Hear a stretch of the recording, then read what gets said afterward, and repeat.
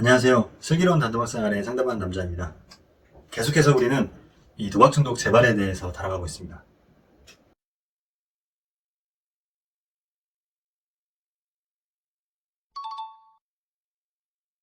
이번 영상에서도 이 도박 중독 재발이 보내는 신호에 대해서 한 가지 말씀을 드려보겠습니다. 우리가 겪고 있는 이 도박 문제의 책임은 누가 가지고 있을까요? 상담을 통해서 알게 된 내용은 이 도박에 빠지시는 분들께서 이 책임에 대한 이야기를 할 때 몇몇 거론하는 대상이 있다는 것이었습니다. 그 대상 중에 첫 번째는 국가였습니다. 나라에서 사행사업을 잘못 관리하고 있다. 카지노를 없애야 되지 왜 그 카지노를 없애지 않냐. 온라인 불법 사이트를 잘 관리해야지 왜 그거를 막지 못하냐. 이렇게 국가의 책임과 이 태도에 대해서 이야기하는 분들이 많았고요.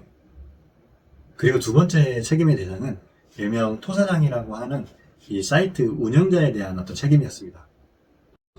이 운영자들을 다 잡아서 어떻게 해야 된다.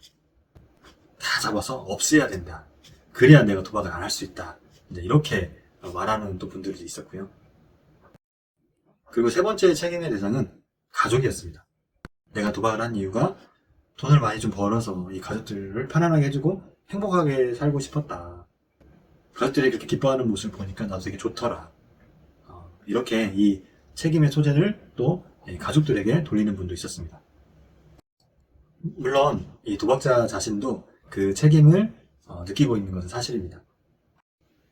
중요한 것은 나도 어쨌든 도박 중독에 대한 책임을 느끼고 있지만 그보다는 나 외에 다른 대상들에게 이 책임을 돌리고 있다는 것이고요.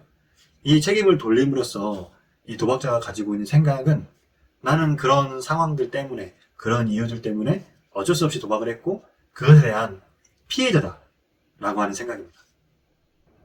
여기서 중요한 것은 물론 나도 도박 중독에 대한 책임을 지고 있지만 그 책임보다도 다른 대상들에게 책임을 돌리고 있다는 것이고 그걸로 인한 나는 피해자다. 피해를 받은 사람이다. 라고 하는 생각을 가진다는 것입니다. 이런 상황에서 상담이 계속 거듭되면 그 책임 소재가 이 도박 중독자 자신에게 향하게 되어 있습니다. 그러면서 이 단도박에 대한 힘도 생기는데요. 이 피해자라고 하는 생각에서 이 문제에 대한 책임자로 바뀌는 과정이 치료에서도 매우 중요합니다. 그래서 이런 변화가 일어나면 이 단도박을 유지하는데 매우 도움이 되는데요. 이렇게 단도박을 잘 유지하다가 예전과 같이 피해자라는 생각이 들 수 있습니다. 이 부분이 바로 제가 오늘 여러분들께 말씀드린 이 재발 신호 중에 하나입니다.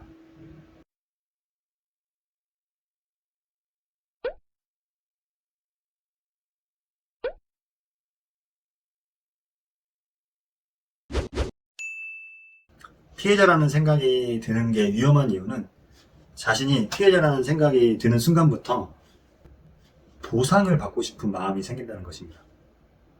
그래서 이 보상을 받고 싶은 마음이 예전에 돈을 잃었던 그것을 다시 찾고 싶은, 다시 복구하고 싶은 이런 마음으로 이어지고요. 그래서 이제 재발로 이어질 가능성이 있다는 것입니다.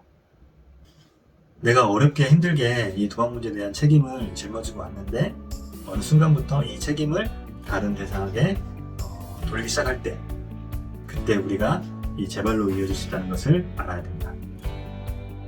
그래서 단도박 과정에서 여러분들께 이런 모습이 나타나는지 나타나지 않는지 잘 살펴보시면 좋겠고요. 오늘 내용은 여기까지입니다. 오늘 내용도 여러분들의 재발을 막는 데 도움이 됐으면 좋겠습니다. 감사합니다.